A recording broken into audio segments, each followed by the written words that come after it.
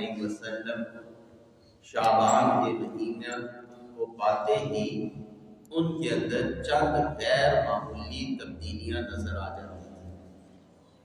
آپ صلی اللہ علیہ وسلم شعبان کے مہینے میں کثرت سے روزے رکھتے، اتنی کثرت سے روزے دوسرے ماہوں میں نہیں رکھتے تھے جتنی کثرت سے شعبان کے مہینے میں رکھتے۔ صحابہ کرام نے عرض کیا، یا رسول اللہ، آپ اس مہینے میں اتنی کثرت سے روزے کیوں رکھتے ہیں؟ آپ صلی اللہ علیہ وسلم نے ارشاد فرمایا، لِتَعْظِيمِ رمضان، اس مہینے میں کثرت سے روزے اس لیے رکھتا ہوں کہ رمضان المبارک کی تعظیم ہو جائے۔ اس وجہ سے علماء امت نے فرمایا کہ شعبان کو رمضان سے گہری مناسبت ہے۔ حضرت انس رضی اللہ تعالیٰ عنہ سے بھی روایت ہے ایسی ہی۔ آپ نے پوچھا، انس جانتے ہو شعبان کو شعبان کیوں کہتے ہیں؟ عرض کیا، یا رسول اللہ، آپ ارشاد فرما دیجئے شعبان کو کیوں شعبان کہتے ہیں؟ آپ صلی اللہ علیہ وسلم نے ارشاد فرمایا، انما سمی شعبان لأنه يتشعب فيه خیر کثیر للصائم فيه۔ شعبان کو شعبان اس لیے کہتے ہیں کہ اس میں خیر کثیر پھوٹتی ہے روزے دار کے لیے۔ لہذا جب خیر کثیر پھوٹتی ہے روزے دار کے لیے تو یہ رمضان کی تیاری کا مقدمہ ہے۔ علماء فرماتے ہیں شعبان کے روزوں کو رمضان کے روزوں سے وہ ہی نسبت ہے جو فرض نماز سے پہلے نوافل اور سنتوں کی نسبت ہوتی ہے۔ جیسے ہم فرض سے پہلے سنتیں بھی پڑھتے ہیں، نوافل بھی پڑھتے ہیں، اور یہ سنتیں اور نوافل یہ فرائض کی تکمیل کا ذریعہ ہوتی ہیں، ایسے ہی شعبان المعظم کے روزے، یہ روزے فرائض فرض روزے رمضان المبارک کی تکمیل ہوتی ہے۔ اس لیے علماء امت نے فرمایا کہ شعبان، یہ رجب، شعبان اور رمضان کو آپس میں بڑی گہری مناسبت ہے۔ فرمایا کہ رجب کا مہینہ ایسے ہے جیسا کہ زمین کے اندر بیج ڈالنے کا، شعبان کا مہینہ ایسے ہے جیسا کہ فصل کے لیے پانی دینے کا مہینہ ہے، اور رمضان المبارک یہ فصل کاٹنے والا مہینہ ہے۔ یہ تینوں باتیں آپس میں جڑی ہوئی ہیں۔ جب بیج نہیں ہوگا فصل نہیں ہوگی، اگر بیج ڈال دیا پانی نہیں دیا تو پھل پھول نہیں ہوں گے۔ اس لیے ہمارے دین کے اندر یہ رجب، شعبان اور رمضان کی بڑی قدر و منزلت ہے کہ رجب کے اندر ہی رسول اللہ صلی اللہ علیہ وسلم دعاؤں کا اہتمام فرما دیتے، اللہم بارک لنا فی رجب و شعبان و بلغنا رمضان، اے اللہ ہمارے لیے رجب اور شعبان میں برکت عطا فرما دے اور ہمیں رمضان المبارک تک پہنچا دے۔ علماء امت نے ایک اور توجیہ ارشاد فرمایا، ان تینوں مہینوں کی نسبت انسان کی زندگی کے ساتھ بھی ہے۔ فرماتے ہیں کہ انسان کی زندگی کے کل 3 دن کی ہیں، ایک وہ جو ماضی ہو گیا، ایک وہ دن جو ابھی حال ہے، اور ایک دن وہ جو آنے والا ہے۔ فرمایا کہ آنے والا دن یہ تو فکر مندی والا دن ہے، نامعلوم کسی نے آنے والا دن دیکھا ہے یا نہیں دیکھا، اس کا کوئی پتہ نہیں۔ ماضی یہ عبرت بن چکا ہے، جو گزر گیا وہ گزر گیا، اب قیامت کی صبح تک وہ ماضی لوٹ کر آنے والا نہیں ہے۔ جو باقی رہ گیا وہ آج کا دن ہے۔ آج اگر کچھ کرنا چاہتے ہو وہ آج کر لو، کل کا کوئی پتہ نہیں۔ جب کل کا کوئی پتہ نہیں، فرمایا ایسے ہی رجب، شعبان اور رمضان ہے۔ رجب وہ جو گزر گیا، وہ ماضی بن گیا، اور رمضان المبارک اس کا کچھ کہا نہیں جا سکتا. کس کو یقین ہے کہ وہ رمضان المبارک کا زندہ رہے گا؟ کسی کو کچھ پتا نہیں. اب اگر جو موجود ہے وہ کیا ہے؟ وہ آج کا دن ہے، وہ شعبان المعظم کا مہینہ ہے. بھائی رمضان المبارک کا کوئی پتہ نہیں ہم میں سے کیا کیا تبدیلیاں آ جائیں، ہم ہوں یا نہ ہوں، لیکن شعبان جو موجود ہے، لہذا اس مہینے سے آپ فائدہ اٹھا لیں. رسول اللہ صلی اللہ علیہ وسلم نے ارشاد فرمایا شہر رمضان شہر اللہ، رمضان المبارک کا مہینہ یہ اللہ کا مہینہ ہے. وشہر شعبان شہری، اور شعبان کا مہینہ یہ میرا مہینہ ہے. اور فرمایا الشعبان المطہر ورمضان المکفر، شعبان کا مہینہ پاک صاف کرنے والا مہینہ ہے، اور رمضان المبارک کا مہینہ یہ گناہوں کو مٹا دینے والا مہینہ ہے. یعنی معلوم یہ ہوا کہ شعبان میں آدمی اپنے آپ کو تیار کرے، اپنے آپ کو پاک صاف کر لے. جیسے نماز سے پہلے آپ وضو کرتے ہیں، کپڑے صاف پہنتے ہیں اور پھر مسجد کو چلتے ہیں، ایسا کبھی نہیں ہو سکتا. ادھر نماز کھڑی ہو جائے اور تب آپ تیاری شروع کریں.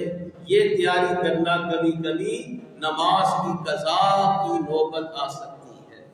ایسے ہی رمضان المبارک ہے کہ رمضان المبارک یہ خیر کثیر کا مہینہ ہے، اور خیر کثیر سے پہلے خود کو تیار کرنا پڑتا ہے.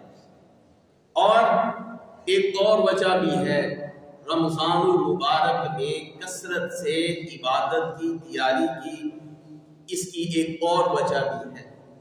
ہم اپنی دنیا میں دیکھتے ہیں جو چیزیں ہمیں منزل تک تیزی سے پہنچا دیں، ہم اس کا اہتمام گھنٹوں پہلے کرتے ہیں. مثلا ہوائی جہاز ہے، یہ ہمیں منزل تک چند گھنٹوں تک پہنچا دیتا ہے. اس کے لیے ہم ایئرپورٹ پر 3 گھنٹے پہلے پہنچتے ہیں. اپنے آپ کو سارے کاموں سے فارغ کیا، بھائی 3 گھنٹے پہلے ایئرپورٹ پر پہنچ جانا ہے. دوسرے نمبر پر ٹرین ہے، یہ ہمیں منزل مقصود تک پہنچاتی ہے، تیزی سے پہنچاتی ہے، لیکن ذرا جہاز سے کم یہ دیتی ہے، زیادہ ٹائم دیتی ہے. اس لیے ہم ٹرین پر 1 گھنٹہ پہلے پہنچتے ہیں، آدھا گھنٹہ پہلے پہنچ گئے، 15-20 منٹ پہلے پہنچ گئے، ہم کہتے ہیں کوئی بات نہیں. اور اس کے بعد تیسرے نمبر پر وہ لاری اڈے کی بسیں ہیں، اس کے لیے ہمیں کوئی پہنچنے کی ضرورت نہیں ہوتی کتنی دیر پہلے پہنچے. کیوں؟ یہ ہمیں منزل مقصود پر سب سے زیادہ تاخیر سے پہنچاتی ہے. اس کے لیے ہم کوئی انتظار، کوئی پہلے تیاری نہیں کرتے. ایسے ہی یہ رمضان المبارک یہ منزل مقصود تک پہنچانے والا مہینہ ہے اور سریع الرفتار ہے. لہذا اس کی تیاری ہمیں پہلے سے ہی تیار کرنا پڑے گا. جیسا کہ ہوائی جہاز کے لیے ایئرپورٹ پر پہلے پہنچتے ہیں 3 گھنٹے، اس کے لیے بھی تیاری ہمیں پہلے سے ہی رکھنی چاہیے. لہذا جب یہ منزل مقصود تک پہنچنے والا مہینہ ہے رمضان المبارک، تو شعبان اس کی تیاری کا مہینہ ہے. لہذا شعبان کے مہینے میں ہم رمضان کی تیاری کریں. بھائی شعبان کے مہینے میں ہم رمضان المبارک کی تیاری کیسے کریں؟ اس کے لیے علماء فرماتے ہیں، دیکھو جو آپ کو رمضان المبارک میں درپیش امور ہے ان کو آپ شعبان کے اندر نپٹا دیں. ہر آدمی نے اپنی عید کی تیاری کرنی ہے، بچوں کی تیاری کرنی ہے، تو شعبان کے مہینے میں اس کی تیاری کریں تاکہ رمضان المبارک میں بازاروں کے اندر جانے کی نوبت نہ آئے. گھر والوں کو اعلان کر دو، جس نے جو لینا ہے بھائی وہ اس مہینے میں اپنی شاپنگ کو مکمل کر لے. رمضان کو ہم بازار نہیں جائیں گے، ایون کہ چاند رات کو بھی نہیں جائیں گے. اگر یہی عمل ہمارا ہو جائے، میں یقین سے کہہ سکتا ہوں رمضان المبارک کی جو مبارک ساعات ہے یہ ہماری محفوظ ہو جائیں گی۔ ہوتا یہ ہے کہ رمضان میں ہم نے نیکیاں اپنے اندر اکٹھی کر لی، نور اکٹھا کر لیا، اور ہم اعتکاف بھی بیٹھ گئے، بس ایک چاند رات آتی ہے، پھر سب کچھ گیا، عشاء کی نماز بھی گئی، فجر بھی گئی، اور بد نظری اور گناہ سے گناہ ہوتے ہوئے عید تک سب خالی ہو جاتا ہے۔ یہ بڑے افسوس کی بات ہے ہمارے میں اور اولیاء کرام میں، یہی فرق ہے۔ وہ بھی روزہ رکھتے ہیں، ہم بھی رکھ لیتے ہیں، ہم بھی نمازیں پڑھتے ہیں، وہ بھی پڑھتے ہیں، لیکن ان کا روزہ، ان کی نمازیں ذخیرہ رہتی ہیں گناہوں کے دروازے کے بند ہونے کی وجہ سے، اور ہم بھی روزہ رکھتے ہیں، نمازیں پڑھتے ہیں، ہمارے گناہوں کی وجہ سے وہ سارا نور ضائع ہو جاتا ہے، اور ہم برس ہاں برس سے وہی کھڑے ہیں جہاں ہم تھے، نہ آگے ہوئے نہ پیچھے ہوئے۔ رمضان المبارک آتا ہے، چلا جاتا ہے، کوئی تبدیلی نہیں ہو پاتی۔ وجہ کیا ہے کہ ہم نے اپنے نور کو اندر اکٹھا نہیں کیا۔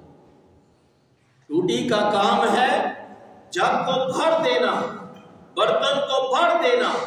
اگر برتن میں سوراخ ہو جائے، وہ ٹوٹی اپنا کام کرتی رہتی ہے، اور برتن کا قصور ہے کہ اس کے اندر سوراخ ہے۔ اگر اس کا سوراخ بند کر دیا جائے تو برتن بھر جاتا ہے۔ بس ایسے ہی ہمارا ہے کہ اگر ہم اپنے سوراخ کو بند کر دیں، گناہوں کے راستوں کو بند کر دیں، تو انشاءاللہ یہ آنے والا رمضان ہمارے لیے خیر و برکات ہی نہیں بلکہ تبدیلی والا مہینہ بھی ہوگا۔ اس لیے میرے بھائیوں، بزرگوں، دوستوں، یہ شعبان کا مہینہ رمضان المبارک کی تیاری کا ہے۔ آپ اپنے آپ کو تیار کر لیں۔ نمبر 1، سب سے پہلے کہ اپنی شاپنگ مکمل کر لیں۔ نمبر 2، جتنے سفر ہیں اپنے ان کو سمیٹ لیں، اور اس مہینے میں سارے سفروں سے فارغ ہو جائیں۔ بہت سے کام ایسے ہیں جو بہت ضروری ہیں، ان کو جو چھوڑ نہیں سکتے وہ تو رمضان میں جاری رہے۔ اگر غیر ضروری ہے، آگے پیچھے ہو سکتا ہے، ان کو شعبان کے اندر مکمل کر لیں۔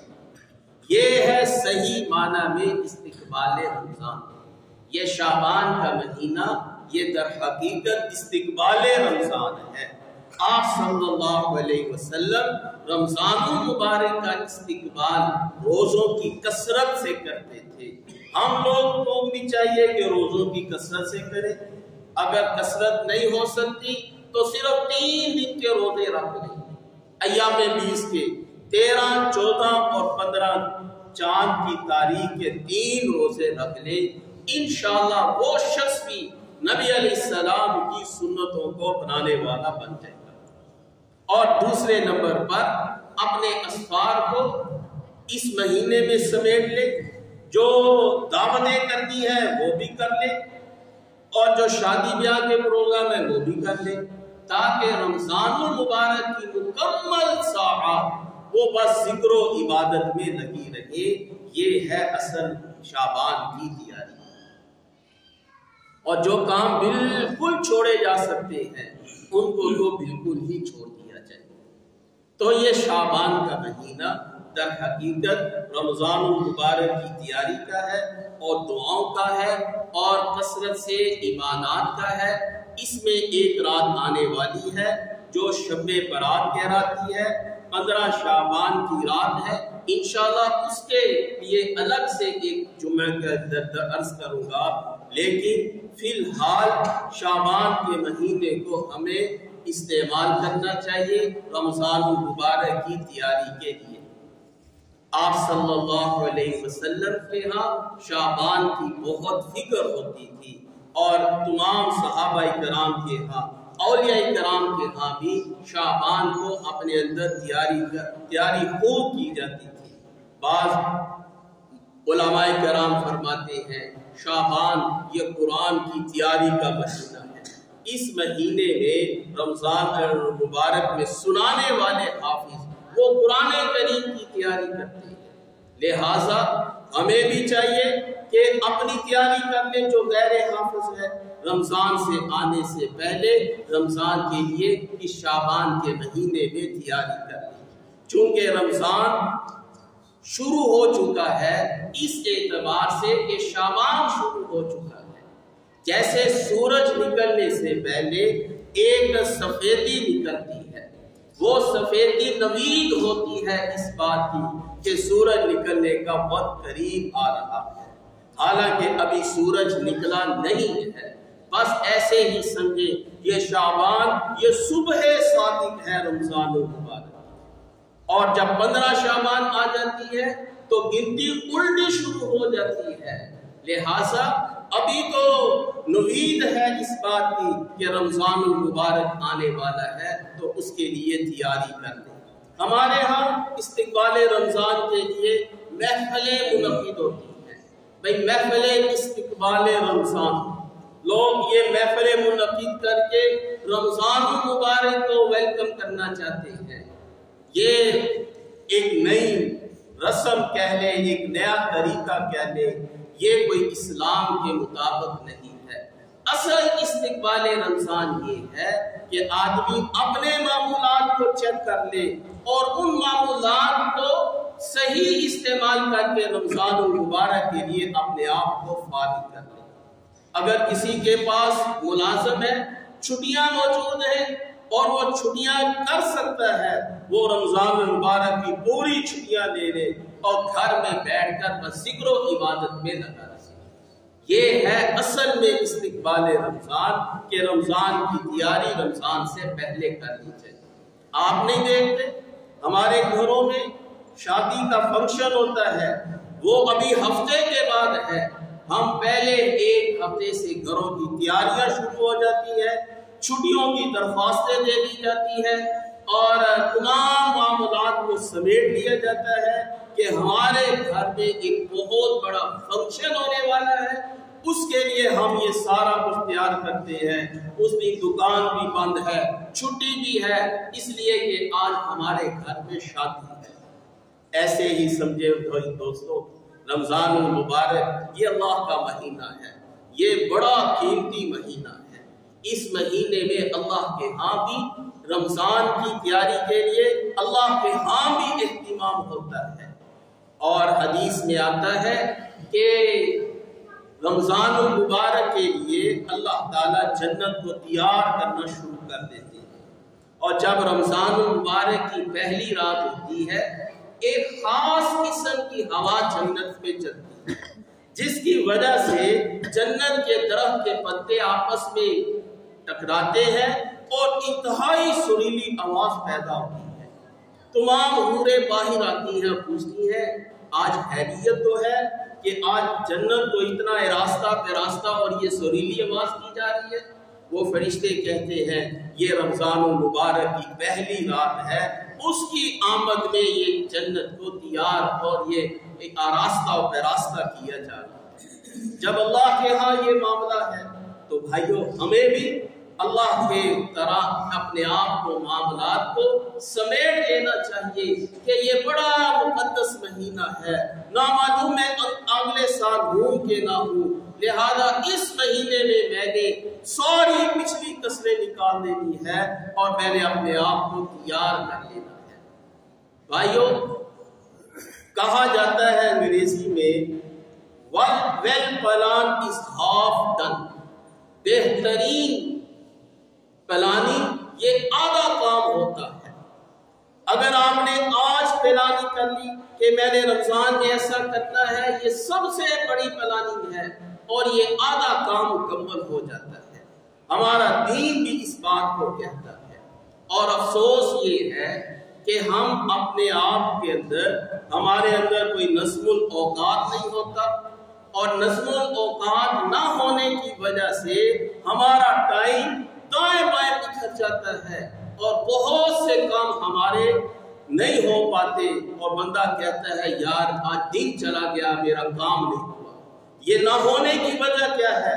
نظام الاوقات نہیں، ہمارا قرآن پڑھنے کا نظام نہیں، ہماری ذکر کرنے کا ہم میں سے کسی کا کوئی نظام طے نہیں، मुताले का निज़ाम तय नहीं, हत्ता के बीवी बच्चों के साथ वक्त गुजारने का वक्त तय नहीं, कारोबार में कितने बजे जाना है वो भी तय नहीं होता, कभी लेट कभी देर कभी सवेर, कभी रास्ते में दोस्त मिल गया तो 2 घंटे वहां लगा दिए। ये जो गैर मुरत्तब जिंदगी है ये बड़ी नुकसान वाली चीज है, इसमें कोई चीज भी हाथ नहीं आती। इसमें बंदे ने अगर आज एक पारा पढ़ लिया वो कल मुमकिन ही नहीं कि वो पढ़ सकता है, क्यों? निज़ामुल औकात नहीं है। इसलिए जरूरी है कि रमजान की तैयारी के लिए निज़ामुल औकात बना दें। इतने बजे से लेकर इतने बजे तक सोना है, इतने बजे से लेकर इतने बजे तक इस्पारा पढ़ना है, फलां तस्बीहात करनी है, सलातुल तस्बीह का ये मेरा वक्त है। अब आप जब भी कोई मामला आएगा, आपके निज़ामुल औकात में कोई दोस्त आ जाएगा, आपको फिक्र होगी मेरा निज़ामुल वक्त तो ये था कि इसमें ये काम करना है, पहले मैं ये काम करूं। हमारे उस्ताद मुहतरम फरमाया करते, बस एक दफा कुर्बानी करके अपने निज़ामुल औकात के ऊपर जम जो, इंशाअल्लाह वो फिर अमल तुम्हारे हाथ से कभी नहीं छूटेगा और अमल इसके अंदर आपकी जिंदगी में दाखिल हो जाएगी। लिहाजा मेरे भाइयों, रमजानुल मुबारक से अपने पहले निज़ामुल औकात बना लो। यकीन जानो जब आप निज़ामुल औकात बनाएंगे थोड़े वक्त में बहुत से काम हो जाएंगे। जैसे एक उस्ताद ने बच्चों से कहा और उनको समझाने के लिए एक मर्तबान लिया और उसके अंदर पत्थर डाल दिए और उसको बराबर कर दिया और तुलाबा से पूछा, बताइए अब इसके अंदर कोई गुंजाइश है? तुलाबा कहने लगे फुल हो गया है और बढ़ेंगे टूट जाएगा। तो उस्ताद ने रेत पकड़ी तो वो रेत उसके अंदर डाल दी, अब वो बहुत सी रेत उसके अंदर चली गई। पूछा अब कोई इसके अंदर गुंजाइश है? तुलाबा कहने लगे नहीं, अब तो बिल्कुल ही खत्म हो गई। उस्ताद ने एक जग पानी का पकड़ा, वो उसके अंदर दे दिया। उस्ताद ने बच्चों से फरमाया, ये जो जग है ये हमारे 24 घंटे और ये जो हमने पहले पत्थर डाल दिए तो ये हमारे काम है जो हमने 24 घंटे में करने हैं। अगर हम 24 घंटे के काम को तरतीब से करेंगे तो बहुत कुछ कर सकते हैं, अगर गैर मुरत्तब होंगे तो वो हम कुछ भी नहीं कर सकते। लिहाजा अपने औकात को इसी तरीके से इस्तेमाल करो कि ये वक्त इंसान का बहुत कीमती है। अल्लाह ने इसकी कसम खाई है, वल असर, कसम है वक्त की, और ये वक्त ही इंसान का सबसे कीमती सरमाया है जो हमारा बहता ही चला जा रहा है। ये वक्त इंसान के लिए दो रुख तलवार है, या इंसान के फायदे के लिए या नुकसान के लिए। कहा जाता है वक्त की मार बहुत पूरी होती है, जिसने वक्त को ज़ाया कर दिया, वक्त नहीं देखता कि ये कौन है, ये किस नस्ब का है, वक्त उसको परेशान कर देता है। हमेशा दुनिया में वो लोग कामयाब रहे और उन्होंने ही दुनिया में नाम रोशन किया, और आज हम उन्हीं का नाम लेकर दुनिया में फख्र करते हैं जिन्होंने वक्त की पासदारी की। लिहाजा भाइयों, अर्ज करने की बात ये है, ये शाबान का महीना ये ऐसे ही नहीं है, ये भी बड़ा कदर व मंज़लत का महीना है। इस महीने में हमें अपने निज़ामुल औकात बनाने हैं, इबादत के और मामलात के। अपने निज़ामुल औकात के साथ जब आप कोई दिन गुजारेंगे थोड़े वक्त में बहुत से काम हो जाएंगे। अल्लाह से दुआ है कि अल्लाह रब्बुल आलमीन हमें इन बातों पर अमल की तौफीक दे।